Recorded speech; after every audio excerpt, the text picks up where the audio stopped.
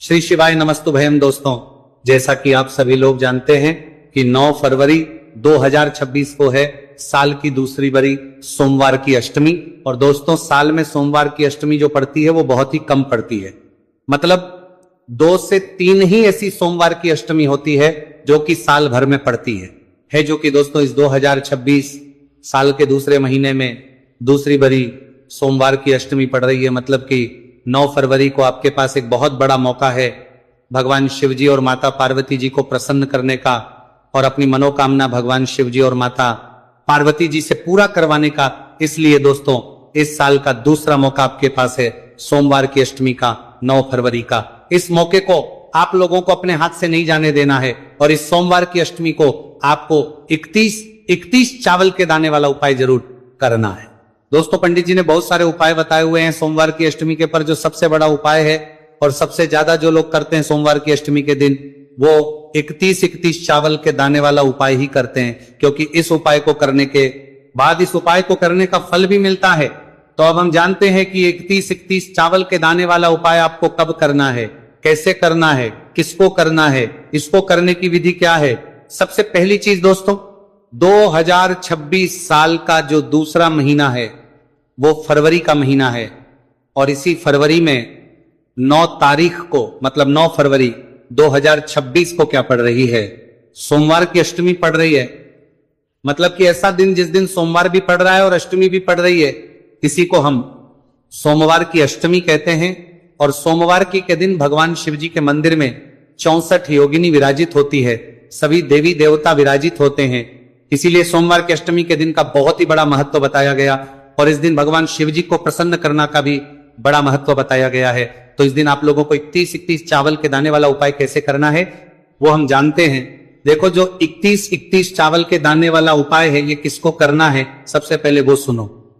तो देखो, घर में एक बड़ा सदस्य होता है, विशेष रूप से घर की जो बड़ी माताएं बहनें होती हैं, उनमें से कोई भी माता बहन इस 31 चावल के दाने वाले उपाय को अपनी किसी भी मनोकामना पूर्ति के लिए या अपने पूरे घर परिवार की सुख और शांति के लिए कर सकती है। वैसे तो ये वाला उपाय पूरे घर परिवार में से किसी एक ही सदस्य को करना चाहिए, पर अगर कोई ऐसा व्यक्ति है घर परिवार में जिसकी खुद की कोई ऐसी मनोकामना है जो कि लंबे समय से पूरी नहीं हो रही, ठीक है, लंबे समय से कोई आपके दुख और परेशानी है, कोई मनोकामना है जो कि पूरी नहीं हो रही, तो वह व्यक्ति खुद के लिए भी अपने लिए ये वाला उपाय कर सकता है।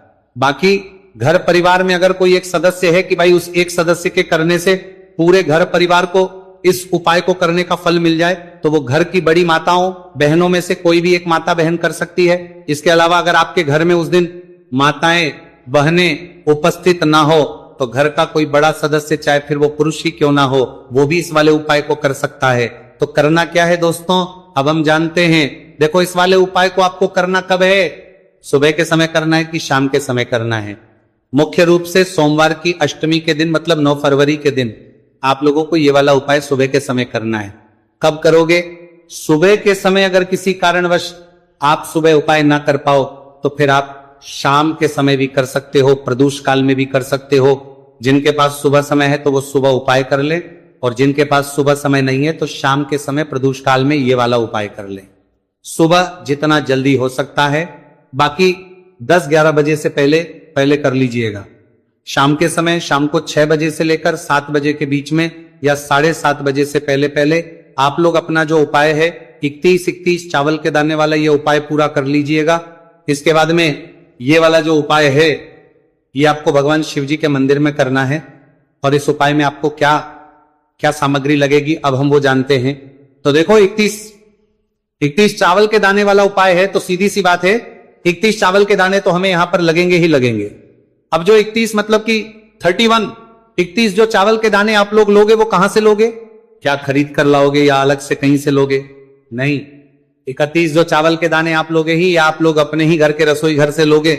मतलब कि रसोई घर में जाओगे, अपनी एक मुट्ठी चावल भरोगे, या तो कटोरी में चावल निकालोगे, उसमें से चावल के दाने आप लोग ऐसे छांटोगे जो कि साबुत चावल हो, मतलब ना टूटे हुए हो, ना दाग वाले हो, ना कटे पिटे हो, बिल्कुल साबुत चावल के दाने आप लोगों को जो है 31 मतलब 31 छांट कर अलग से रख लेने हैं।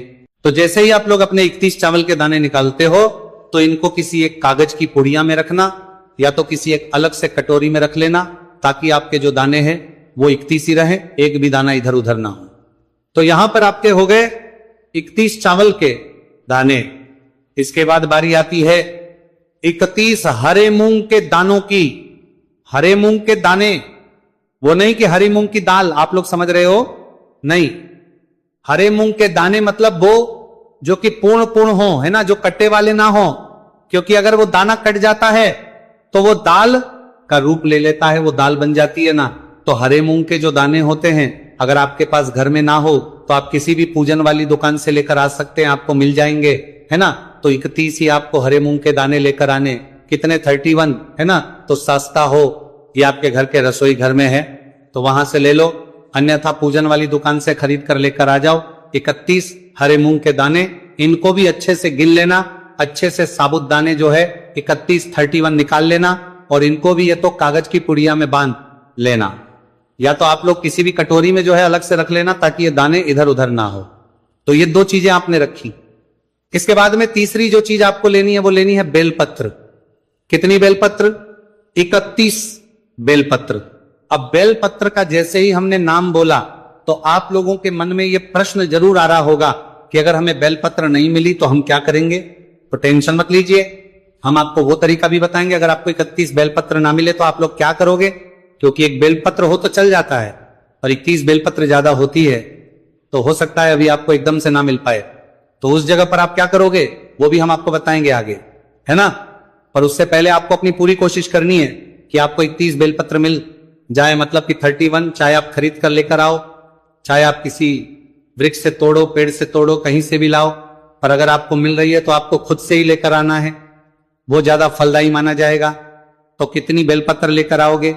31 बेलपत्र आप लोग यहां पर लेकर आओगे, समझ गए आप लोग। तो 31 जो बेलपत्र लेकर वो भी आप लोग इकट्ठा करके रख लीजिएगा। अब देखो, सोमवार की अष्टमी के दिन आप उपाय की जो सामग्री है वो इकट्ठा कर लेना। इसके बाद में उपाय चाहे आप सुबह करो चाहे शाम को करो, करना किसी एक ही समय है, दोनों समय नहीं करना है, ठीक है। इसके बाद में आप लोगों को जो उपाय है वो सुबह कर रहे हो तो भी कुछ ना कुछ पूजन सामग्री भगवान शिव जी को लेकर जाना है। शाम के समय प्रदोष काल में कर रहे हो तो भी कुछ ना कुछ पूजन सामग्री जरूर लेकर जाना है। क्या करोगे? सुबह के समय जा रहे हो, कम से कम 1 लोटा जल इस दिन जरूर लेकर जाना है। इसके अलावा जो भी आपकी पूजन सामग्री है, वैसे तो ज्यादातर लोग पूजन लेकर जाते ही जाते हैं, पर जब भी हम उन लोगों के लिए बता रहे हैं जो कम से कम उपाय कर रहे हैं, पर कम से कम 1 लोटा जल तो लेकर जा ही जाए, और जितनी सामग्री आप लोग लेकर जाना चाहते हो वो लेकर जा सकते हैं। वही बात करेगा शाम के समय की, मतलब कि प्रदोष काल की। तो उस समय आप लोग एक घी का दीपक तैयार करके लेकर जाना, और उस दीपक के साथ में फिर अपना जो उपाय है वो करना है। तो करना क्या है? शुद्धता का ध्यान रखते हुए शुद्ध होकर आप लोग वो उपाय की सामग्री अपने साथ में रखकर, अपना जो पूजन सामग्री है उसको अपने साथ में रखकर शिव जी के मंदिर पहुंचना है। कहां पर? शिव जी के, अब देखो, शिव जी के मंदिर जैसे ही आप लोग पहुंच जाते हो ना, तो ये वाला जो उपाय है ये शिव जी की चौखट से शुरू हो जाएगा। तो अभी शिव जी की चौखट से उपाय शुरू होगा, तो हम अपनी पूजन वगैरह कैसे करेंगे? तो देखो, यहां पर हम आपको ये बात बता दें कि आप लोग पूजन कब करोगे। इसमें पहले उपाय करोगे, फिर उसके बाद आप लोग अपनी जो पूजन है वो करोगे। अगर सुबह के समय की बात करें तो अगर आपका मन है कि नहीं हमें पहले जल चढ़ाना है, तो आप पहले मंदिर के अंदर प्रवेश करके भगवान का दर्शन करके आप शिव जी पर जल चढ़ाते हैं, उनकी पूजन कर दे, पूजन अर्चना कर ले। सारे काम करने के बाद फिर आप जो अपना उपाय है वो शिव जी की चौखट से शुरू करें, क्योंकि ये वाला उपाय शिव जी की चौखट से ही शुरू होगा।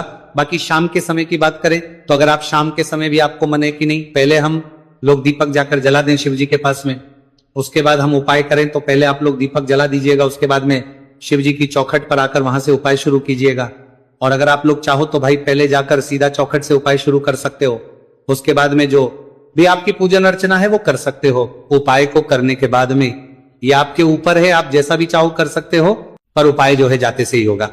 मुख्य रूप से उपाय शुरुआत जो होगी वो शिव जी की चौखट से होगी। तो अब आपको करना क्या है, वो सबसे पहले सुनो। देखो, शिव जी के मंदिर की चौखट पर जैसे ही पहुंच जाते हो आप लोग तो रुक जाओ। कौन सी चौखट? जो शिव जी के मंदिर की प्रांगण की चौखट होगी, मंदिर की चौखट नहीं कर रहे हैं हम। शिव जी का जो मंदिर होगा अंदर शिवलिंग जो रखी हुई होगी, उसका जो प्रांगण होगा, उसकी चौखट पर आकर आप लोगों को रुक जाना है।